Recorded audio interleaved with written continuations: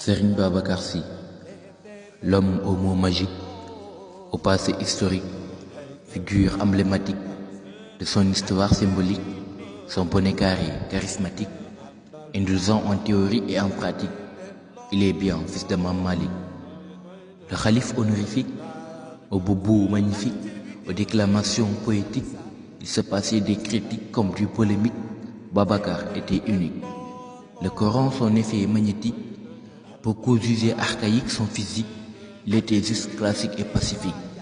Pour le développement de la communauté islamique, il s'applique, ce qui implique son dévouement dans les écoles coraniques. Naquit en 1885 à Saint-Louis, son histoire ne sera nul doute enfouie. Fils de l'Hadji Malick Sy et Mame Rokhaya Ndiaye, l'homme qui était qualifié pour son travail. Babacar, il se nommait, dans le tarikh il coordonnait. Il fut le premier khalife, demeura pour l'éternité un grand plumitif.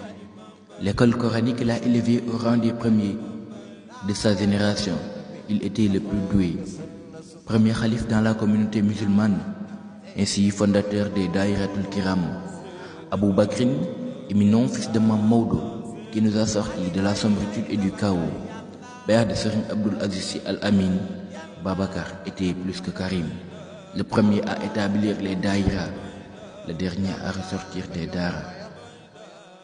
L'absent le plus présent dans nos cœurs l'amplifie de bonheur et l'écorce de tout ce qui est malheur. Cela met sur lui si envie de pleurer, voyant tout ce qu'il a labouré, nous empêchons d'égarer.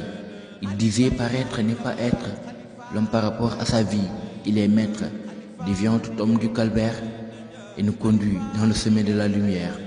Nous ne sommes pas témoins de son époque, et pour élucider ces mystères sans cesse, je me bloque. Ces connaissances dépassent largement le monde des hommes. On se demande pourquoi nous l'aimons à ce point. Assis dans ton coin, apprenons à son nom, il réglera tes besoins. Même si le soleil brûla mes ailes, ne m'empêchant pas d'écrire sur sa beauté naturelle, comparée au ciel, sans parler de son éducation de caramel. Il était l'homme multidimensionnel. Par sa bonté d'âme, il a tiré le slam. Par mes mots, je déclame un slam.